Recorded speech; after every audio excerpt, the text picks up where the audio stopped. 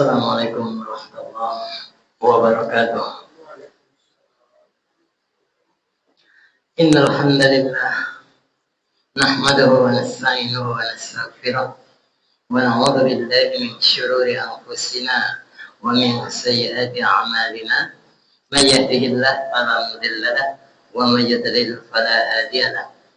Asyhadu an la ilaha illallah wahdahu la syarika lahu wa asyhadu anna Muhammadan 'abduhu wa rasuluh. Allahumma shalli wa sallim wa barik ala hadzal nabiyil karim Muhammadin sallallahu alaihi wasallam wa ala alihi wa azwajihi wa dzurriyyatihi wa man tabi'ahum bi ihsanin ila yaumiddin. Amma ba'd. Ya ayyuhalladzina amanu taqullaha haqqa tuqatih wa la tamutunna illa wa antum muslimun. Ya ayyuhalladzina amanu taqullaha wa qulu qawlan sadida yuslih lakum a'malakum wa yaghfir lakum dhunubakum wa man yuti'illaha wa rasulahu faqad faza fawzan 'azima. Allahumma la ilma lana illa ma 'allamtana wa 'allimna ma yanfa'una zidna 'ilma wa aslih lana sha'nana kullahu wa la takilna ila anfusina tarfata 'ain. Ma'asyiral muslimin wal muslimat rahimani Allah wa iyyakum ajma'in. Para bapak dan ibu, saudara-saudara jamaah maghrib yang dirahmati Allah, alhamdulillah. Kembali kita bersyukur pada Allah Subhanahu wa taala atas limpahan rahmat dan karunia-Nya. Kita semuanya dalam keadaan sehat, alhamdulillah. Malam hari ini kita bisa hadir di Masjid Al-Bayyinah Surabaya dalam rangka beribadah kepada Allah Subhanahu wa taala, yaitu salat fardu dengan berjamaah. Dan ini sangat penting, sangat pokok dalam agama kita tentunya. Semoga Allah berikan taufik kepada kita untuk bisa senantiasa menjaga salat fardu yang 5 dengan berjamaah. Karena dengan demikian tentunya ada jaminan dari Allah Subhanahu wa taala bahwasanya Allah akan memasukkannya ke dalam surga. Salawat dan salam atas Rasulullah sallallahu alaihi wasallam sebagai uswah hasanah dan qudwah mutabah untuk kita semuanya. Baik, malam hari ini materi kita adalah al-kabair, yaitu dosa-dosa besar. Kita telah membahasnya al-kabirah al-rabi'ah. Dosa besar yang keempat yaitu tarkus shalah, meninggalkan salat. Imam Az-Zahabi rahimahullah mengatakan wa qala sallallahu alaihi wasallam, dan Rasulullah SAW bersabda, bainal 'abdi wa bainal kufri wa syirki tarkus shalah. Pembatas antara seorang muslim dengan kekafiran atau kesyirikan adalah meninggalkan salat. Ya, disebut Imam Ahmad. Jadi di sini sangat tegas menjelaskan bahwa jika seseorang meninggalkan salat, maka tidak ada iman baginya, sehingga dia seperti terjerumus dalam kekufuran atau kesyirikan. Ini menunjukkan bahwa orang yang meninggalkan salat dengan sengaja, maka dia adalah kafir. Sengaja meninggalkannya, itu sudah jatuh ke dalam kekufuran. Yang harus kita hati-hati tentunya. Adapun meninggalkan salat yang dimaksud pada di sini adalah meninggalkan karena malas, ya, bukan karena mengingkari kewajiban salat. Dia yakin salat itu wajib, tapi kadang kan kalah dengan kemalasan, mungkin lebih macam-macam alasan orang ya. Nah, jadi karena memang malas, bukan mengingkari kewajiban salat. Kenapa? Karena jika mengingkari kewajiban satu syariat, bukan hanya salat ya kan, ini jelas merupakan kekafiran tersendiri dan tidak terbatas pada salat saja. Cuma bahasan kita ini memang tentang salat. Bahkan kekufuran, ya, misalnya karena pengingkaran ini, nggak meyakini, nggak mengimani itu ya. Ini juga berlaku pada amalan yang lebih rendah dari salat. Apa misalnya? Katakanlah mengingkari zakat, itu bisa jatuh ke kekufuran. Dia bayar zakat, tapi dia mengingkari kewajibannya, itu juga jatuh. Atau puasa, atau haji, ini juga kok termasuk menjatuhkan pada kekufuran. Jadi ini berbeda antara keyakinan dengan perbuatan. Ya, jadi ya mungkin nggak bayar zakat, nanti ada ancamannya tersendiri. Ya punya harta, punya ternak, punya apa, nggak bayar zakat, ada ancamannya dan sangat berat tentunya kan. Tapi kalau masih meyakini itu suatu kewajiban, ya maka tidak terjatuh dalam kekufuran. Masyarul muslimin wal muslimat rahimani Allah wa iyyakum ajmain. Para bapak, para ibu, saudara-saudara yang maghrib yang dirahmati Allah. Kemudian Al-Imam Ad-Dahabi rahimahullah juga mengatakan wa anhu sallallahu alaihi wasallam qala, juga daripadanya ya Rasulullah sabda, man taraka as-salata muta'ammidan faqad bari'at minhu dhimmatullah. Qala wa maqhul an hadithat wa lam yudhkirhu, ya. Jadi Imam Ahmad tapi sanadnya dhaif. Ya, kata Nabi, barang siapa yang meninggalkan sholat wajib, sholat fardu dengan sengaja, muta'ammidan, sengaja meninggalkannya, maka bari'at minhu dhimmatullah, maka dia telah terlepas dari tanggung jawab Allah. Ini datang oleh Makhul, ya, dari Abu Dhar, tetapi Makhul ternyata tidak pernah bertemu dengan Abu Dhar. Ya, berarti kan nggak pernah. Mungkin makanya terputus di situ, ya.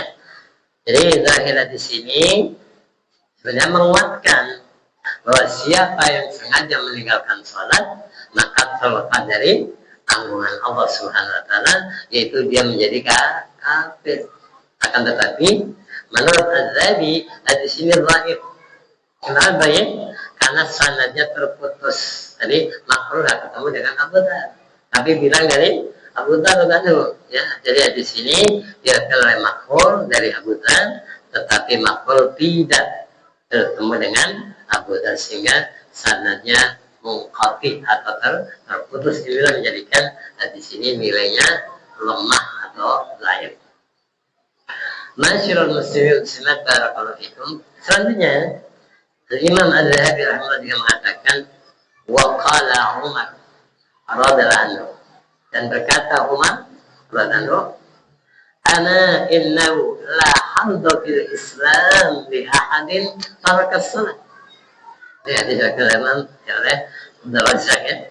Sesungguhnya tidak ada bagian untuk seseorang yang meninggalkan sholat di dalam Islam. Berarti yang meninggalkan sholat nggak ada Islam pada dirinya, berhabis. Berarti bukan orang Islam, ya. Makanya jatuh ke dalam kekufuran. Waqala Ibrahim An-Nakhai, ya, Ibrahim An-Nakhai dia mengatakan man taraka shalah faqad kafar.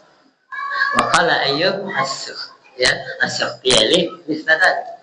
Jadi kata Ibrahim An-Nakhai rahimahullah, barang siapa yang meninggalkan sholat maka dia telah kafir. Dan ini dikatakan juga oleh Ayyub As-Sukhtiyani. Wa rawa al-Jurairi an Abdullah bin Syaqiq an Abi Hurairah radhiyallahu anhu, juga diriwayatkan dari al-Jurairi dari Abdullah bin Syaqiq dari Abu Hurairah, dia mengatakan apa? Kana ashabu Muhammadin sallallahu alaihi wasallam, ini para sahabat Nabi sallallahu alaihi wasallam, ya, mereka radhiyallahu, ya, gimana pandangan mereka, gimana keyakinan mereka tentang orang yang meninggalkan sholat. La yarawna syai'an minal a'mal tarkuhu kufrun ghairas salah. Ya, bahwasanya para sahabat Rasulullah SAW, mereka radhiyallahu tidak melihat sesuatu pun dari amalan yang jika ditinggalkan merupakan kekufuran. Meninggalkan ini, meninggalkan di umur sampai kecuali sholat. Orangnya haji, padahal kaya, lapang, punya kesempatan, ya dosa besar tentunya, tapi tidak sampai kafir. Orang bulan Ramadan nggak puasa, dosanya besar, tapi tidak sampai kafir. hartanya banyak, nggak pernah bayar zakat, walaupun ancamannya berat, gitu kan? Tapi tidak sampai ke. Tapi kalau meninggalkan sholat, maka para sahabat mereka mengatakan semacam ijma itu jatuh ke dalam itu satu amalan yang kalau ditinggalkan yang menjadikan pelakunya kafir. Hadisnya adalah Al-Hakim dalam kitab Al-Mustadrak dan At-Tirmidzi tanpa menyebutkan dari Abu Hurairah. Jadi para bapak, para ibu, saudara-saudara yang mau kita dapat Allah. Jadi atas di atas riwayat-riwayat yang disebutkan menunjukkan pendapat para sahabat dan para sahabat. Ya, kita terbaik bahwa meninggalkan sholat adalah kekufuran. Bahkan perkataan Abdullah bin Syakik menunjukkan bahwa para sahabat ijma, mereka sepakat bahwa meninggalkan sholat merupakan kekufuran. Maka ini perlu ditanamkan pada anak-anak agar tidak meremehkan, agar tidak mudah-mudah meninggalkannya kan begitu. Al-Hadid juga mengatakan Abdul Haq Al-Ishbili ذهب جملة من الصحابة ومن بعدهم إلى تكفير تارك الصلاة متعمدا. Jadi sekelompok sahabat dan juga para ulama setelah mereka berpendapat bahwa apa pendapat mereka kafirnya orang yang meninggalkan sholat dengan sengaja. Jadi sengaja meninggalkan maka jatuh kepada kekufuran. Litarkiha hatta yakhruja jami'u waqtiha, karena meninggalkan salat sampai waktunya habis. Katakanlah zuhur sampai waktu isya, asar sampai maghrib, walaupun nanti ada dua waktu yang bisa dijamak gitu ya. Ini pendapat Umar bin Khattab, Mu'ad bin Jabal, Abdullah bin Mas'ud dan banyak serentetan daripada para sahabat, termasuk juga pendapat dari generasi berikutnya yaitu Imam Ahmad, Ishaq bin Rahawai, Abdullah bin Abu Barak dan banyak sekali. Mereka punya pandangan, punya keyakinan, punya pendapat seperti itu. Berikutnya juga dikatakan oleh Imam Az-Zahabi penulis kitab Al-Kabair ini, waqala Ibnu Hazm, menukil yang dikatakan oleh Ibnu Hazm rahimahullah, la dzamba ba'da syirki a'zam min tarkis shalah hatta yakhruja waqtuha wa qatl mu'minin bighairi haqq. Ada dua perkara sih. Tidak ada dosa yang lebih besar setelah kesyirikan. Kita sepakat, kita tahu syirik adalah dosa yang paling besar, dosa besar paling besar. Pada berikutnya maka di sini katakan la dzamba ba'da syirki a'zam. Tidak ada dosa yang lebih besar setelah kesyirikan min tarkis shalah, daripada meninggalkan salat hatta yakhruja waqtuha, sampai keluar sampai habis. Enggak usah sudah salat nanti sampai waktunya habis. Wa qatl mu'minin bighairi haqq. Dan yang kedua, membunuh seorang mukmin tanpa hak. Ini tampaknya berbeda. Ada hak Allah, ada hak manusia di sini kan. Maka ada di dalam Allah di sini menukil perkataan siapa? Ibnu Hazm rahimahullah, bahwa dosa terbesar setelah syirik adalah meninggalkan sholat dan membunuh seorang mukmin tanpa hak. Hanya dia punya salah, nggak punya masalah, nggak melanggar aturan, Tapi kalau dia melanggar aturan karena membunuh maka dibunuh, karena berzina dan muhsan maka dirajam. Itu beda lagi kan. Tapi nggak ada itu pelanggaran, maka nggak boleh Ini menunjukkan apa? Menunjukkan bahwa menurut Ibnu Hazm rahimahullah, dosa meninggalkan sholat berarti lebih besar daripada berzina, lebih besar daripada merampok, lebih besar daripada mencuri, dari riba dan yang lain-lainnya. Karena urutannya setelah syirik, kemudian ini meninggalkan sholat. Tetapi kenyataannya kan memang realitas kalau kita lihat di masyarakat, betapa banyak orang yang takut berzina, nggak berani, takut mencuri, takut merampok, gitu kan? Tetapi tidak takut meninggalkan sholat. Padahal dosanya lebih besar. gitu kan? Dan dosa terbesar setelah syirik yang terkait dengan hak Allah, ini hak Allah adalah meninggalkan sholat.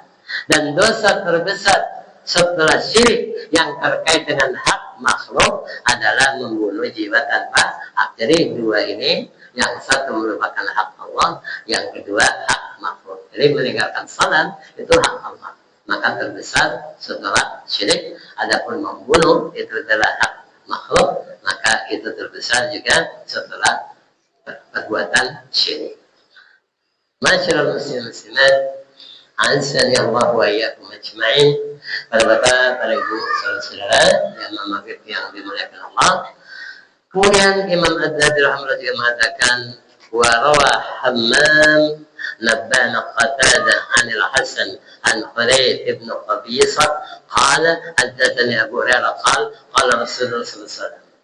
Apa yang dikatakan yang disampaikan oleh Rasulullah SAW? Tadi kita membahas tentang salat yang merupakan hak Allah. Inna awwala ma yuhasabu bil 'abdu yaumal qiyamah min 'amalihi salatuhu.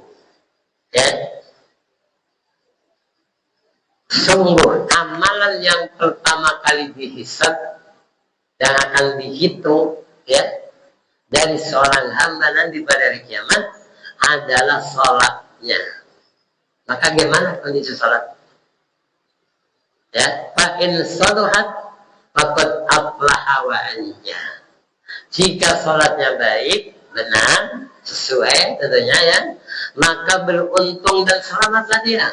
Sholat pertama kali, sholatnya beres, selesai, insya Allah ya berikutnya mereka akan mendapatkan keberuntungan dan keselamatan. Tetapi masalahnya wa in fasadat faqad khaba wa khasira. Tapi kalau sholatnya rusak, nggak benar, nggak sesuai dengan tuntunan katakanlah, maka merugi dan celakalah dia. Ini hadis riwayat At-Tirmidzi dan dia menyatakan hadis hasan.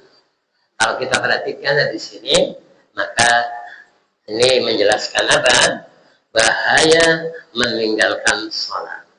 Kenapa? Gimana bahayanya? Karena yang pertama kali dihisab oleh Allah nanti terkait hak Allah SWT adalah sholat. Kalau sholatnya baik, maka dia beruntung dan selamat. Ini ukuran pertama kali. Hitung, dihisab, gitu ya, diaudit, gitu ya. Tapi jika sholatnya rusak, maka merugilah dia dan celaka. Ini ya, jika kalau diperhatikan, rusaknya sholat saja menjadikan dia celaka. Ini sholat tapi rusak. Mungkin nggak sesuai, nggak benar, nggak ya sempurna dan sebagainya. Bagaimana pula dengan yang tidak sholat sama sekali coba ya kan? Dia udah sholat tapi rusak, nggak benar, nggak sesuai ya dengan sunnah misalnya, dengan tuntunan Nabi, itu saja sudah mengantarkan kepada kerugian dan kecelakaan. Apalagi tidak sholat sama sekali. Maka yang masih sholat saja, kalau sholatnya dikerjakan dia dengan tidak benar, rusak, terancam neraka. Ya, celaka itu benar neraka itu kan. Maka bagaimana lagi dengan orang yang tidak sholat sama sekali. Masih kaitannya dengan masalah sholat, Imam Az-Zahabi juga mengatakan, wa qala sallallahu alaihi wasallam, dan bersabda Rasulullah sallallahu alaihi wasallam, umirtu an uqatilan nas hatta yashhadu an la ilaha illallah wa anna Muhammadar Rasulullah. Ini ada urutan-urutannya. Aku diperintahkan untuk memerangi manusia. Ya, ketika berperang, ya urutannya gitu, nggak langsung diserang musuh. Ya, ada tawaran dulu. Ya, negosiasi dulu. Kalau mau terima, nggak jadi perang, nggak diperangi mereka itu. Ya, kapan disuruh memerangi mereka? Ya, hingga mereka bersaksi bahwa tidak ada sesembahan yang hak ya untuk diibadahi kecuali Allah dan Muhammad adalah Rasulullah. Kalau dia menerima itu, maka tidak diperangi. Berarti dia masuk Islam kan? Kalau Muslim berarti saudara kan? Jadi perangi. Kemudian apa? Wa yuqimus shalah. Nggak cukup dengan bersyahadat saja. Banyak orang masuk Islam tapi setelah Islam gimana? Tentunya dituntut mendirikan sholat. wa yutuz zakat, menunaikan zakat. Maka ketiga ini, fa idza fa'alu dzalik asamu minni dima'ahum wa amwalahum illa bihaqqil Islam. Kalau mereka mau melakukan hal ini, artinya mau bersyahadat, mengakui tidak ada ilah yang berhak disembah kecuali Allah, dia bersaksi bahwa Muhammad adalah utusan Allah, mereka mendirikan salat, mau membayar zakat, maka terjagalah darah-darah dan harta mereka dari duka. Artinya apa? Harta mereka nggak boleh dirampas, nggak boleh diambil. Jiwa mereka, darah mereka, nyawa mereka nggak boleh dibunuh, darahnya nggak boleh ditumpahkan. Ini jaminan kalau mau ya menerima ini. Wa hisabu ma'allah, sedang perhitungan mereka diserahkan kepada Allah. Kan ada orang menafikan pura-pura masuk Islam, nggak perlu bayar.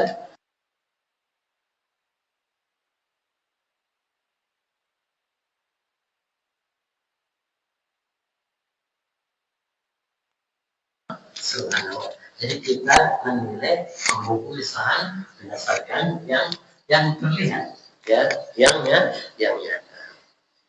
Karena masalah hati itu urusan Allah. Makanya Allah menghukumi kita, menilai kita sesuai dengan hati kita. Kita melihat dia sholat, tapi Allah tahu hatinya dia ikhlas enggak. Ya, orang bersedekah, orang beribadah, kita nampak, kita melihatnya, maka tentu kita nilai dia sebagai ya secara zahir. Nahkumu bi al-zahir, wallahu yatawalla as-sarair. Makanya Allah katakan apa? Innallaha la yanzuru ila ajsamikum wala ila suwarikum walakin yanzuru ila qulubikum. Allah tidak melihat jasad kamu, penampilan kamu, bentuk rupa kamu, tetapi dilihat adalah hati kamu. Makanya di akhirat yang lebih disorot fokusnya adalah masalah betul dia sholat, ikhlasnya, kenalannya, gitu kan, beramal, ya itu masalah hati. Tapi di dunia kita lihat orang dia rajin sholat, dia puasa, dia ikut korban. Kalau zaman ini ikut berperang juga, karena menutupi ya kemunifikannya. Maka inilah masalah. Jadi di sini menunjukkan bahwa orang yang meninggalkan sholat karena malas, ini terlepas apakah hukumnya kafir apa tidak. Yang jelas dia meninggalkannya karena malas, maka dia tetap mendapat hukuman di dunia. Apa hukumannya? Diterangi. Karena buktinya nggak sholat, mau malas mau nggak itu kan. Yang jelas dia nggak sholat, maka diterangi. Ini umirtu an uqatilan nas, kan itu. Hatta yashhadu an la ilaha illallah wa anna Muhammadar Rasulullah wa yuqimus shalah. Kalau nggak salah, berarti di dunia diperangi. Seperti zaman Abu Bakar As-Siddiq. Walaupun hanya karena malas, dia yakin sholat wajib tapi nggak sholat, ya diperangi. Jadi kalau ada undang-undang syariat, mungkin kalau mau di Aceh ya, nggak sholat bisa dengan ditangkap atau diberi hukuman sanksi fisik kan gitu. Artinya apa? Jika sudah disuruh sholat, tetap tidak mau sholat. Ada nggak? Ada. Kadang keluarganya, apanya, nasihati. Suami yang mau. Dan ada juga anak udah dewasa, orang tuanya sholat. Nah, mau kan wajib udah balik kan. Udah SMA, masih kan udah dewasa, nggak sholat. Gitu kan. Jadi diperintah, disuruh sholat, dia nggak mau. Sampai waktunya habis, ditunggu. Gitu ya. Atau waktu sholat yang bisa dijamak. Misalnya, duhur, masuk duhur, nggak sholat. Ditunggu. Sampai duhur habis, mungkin dia akan dijamah waktu asar, maka ditunggu sampai waktu asar habis. Tapi kalau waktu menjamah sudah habis, maghrib gitu juga, masuk ke maghrib suruh salat, ditunggu nama salat. Siapa tahu dia mau menjamah sampai isya habis, nggak mau, maka dia dibunuh. Tapi ini bukan kita melakukan sendiri-sendiri ya, ini tentunya ada aturannya. Jadi dosa yang hukumannya dibunuh ini menunjukkan apa? Itu dosa besar, ya. Berarti bukan hanya sekedar dosa besar, bahkan dosa yang sangat besar. Jadi nggak sholat itu bisa diperangi, bisa dibunuh. Kalau dikasih waktu, diingatkan sampai waktunya habis, 2 waktu dikasih kesempatan. Dari zuhur sampai waktu asar habis, setengah matahari, nggak mau, maka dia mendapatkan hukum di dunia. Bahkan Sebagaimana dalam sejarah kita sama-sama tahu, Abu Bakar As-Siddiq memerangi dan membunuh orang-orang yang nggak mau bayar zakat. Ya, padahal nggak zakat, ya. Kalau kita lihat tadi dalam riwayat-riwayat nggak sampai jadi kekufuran kalau tidak meyakini itu, ya. Tapi ini sangat penting karena ini termasuk rukun-rukun dalam Islam. Jadi Abu Bakar As-Siddiq, kenapa ketika Nabi meninggal, Abu Bakar As-Siddiq menggantikannya? Banyak atau sebagian orang yang tidak membayar zakat, Abu Bakar As-Siddiq memerangi mereka. Umar pada awalnya setuju, tapi akhirnya sepakat juga. Kenapa? Karena Abu Bakar As-Siddiq mengkiaskan orang yang nggak bayar zakat, yang enggan bayar zakat, berat dengan orang yang meninggalkan sholat. Satu paket. Sholat dan zakat tidak bisa dipisahkan.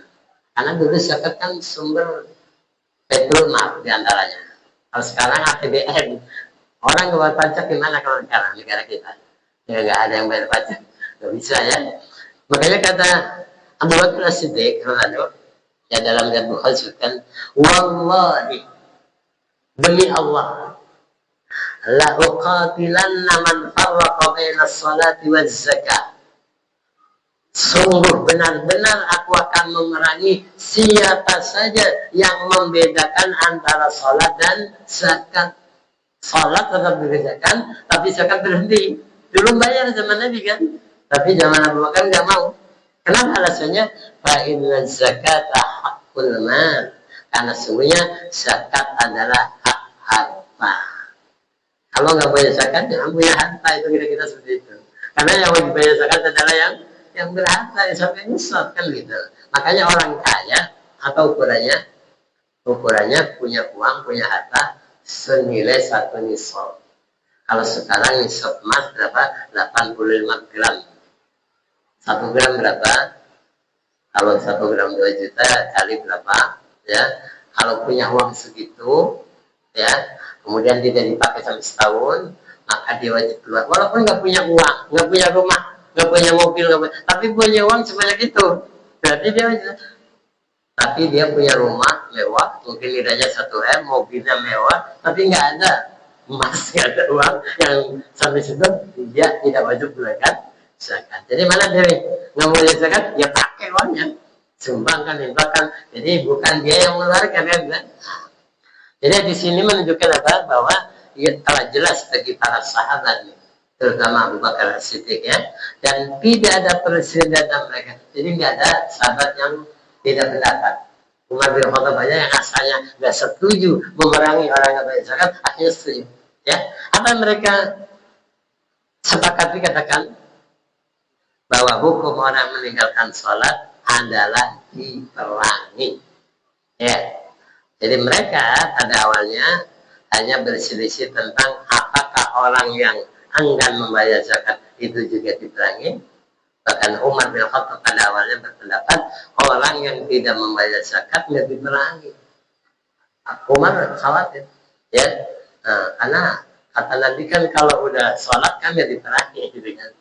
Namun Abu Bakar As-Siddiq membantah Umar bin Khattab dan berdalil dengan mengkiaskan zakat dengan sholat, dan akhirnya Umar pun menerima pendapat Abu Bakar As-Siddiq.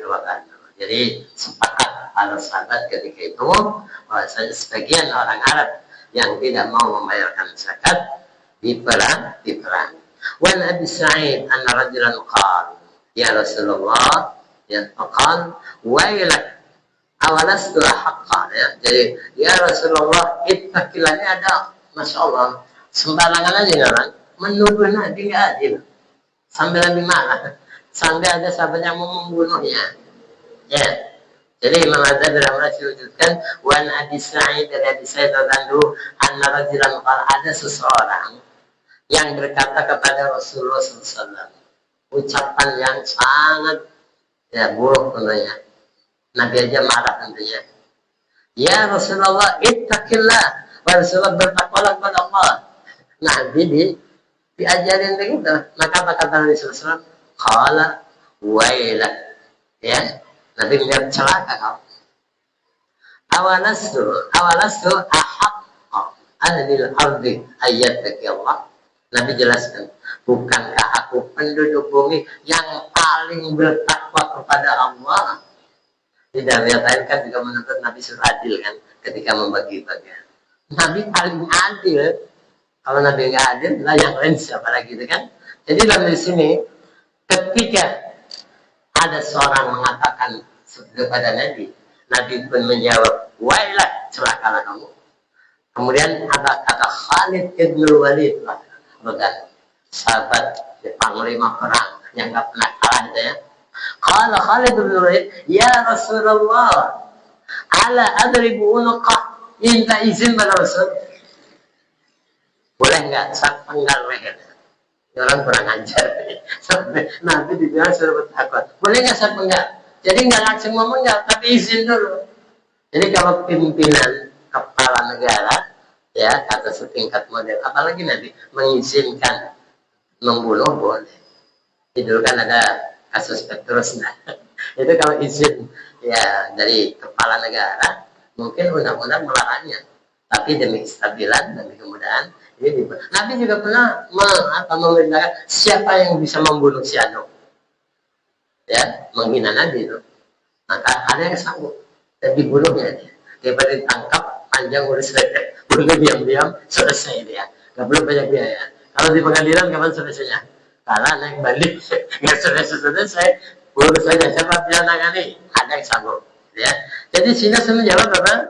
Ketika Khalid ibn Walid Rasulullah minta izin, ya Rasulullah boleh saya penggal lehernya, boleh saya bunuh. Nabi bilang apa? Lah, jangan. Alasan Nabi apa? La'allahu ayakuna yusalli. Ya kata Nabi barangkali dia masih sholat. Coba bayangkan, masih sholat tapi akhlaknya sangat buruk sampai mendidih darah Khalid bin Walid. Tapi dia masih sholat. Jadi mutlak alaih. Jadi di sini menguatkan makna hadis yang sebelumnya bahwa telah jelas bagi para sahabat ya bahwa siapa yang meninggalkan sholat maka hukumnya dibunuh. Sementara siapa yang mengerjakan sholat tidak boleh dibunuh.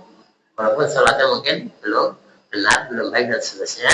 Karenanya ketika Khalid bin Walid radhiyallahu minta izin kepada Nabi untuk memenggal kepala orang tersebut, padahal dia sudah nggak berakhlak dengan Nabi melarang dengan menjelaskan sebab larangannya. Kenapa Nabi tidak mengizinkan untuk dibunuhnya? La'allahu ayyakuna yusalli.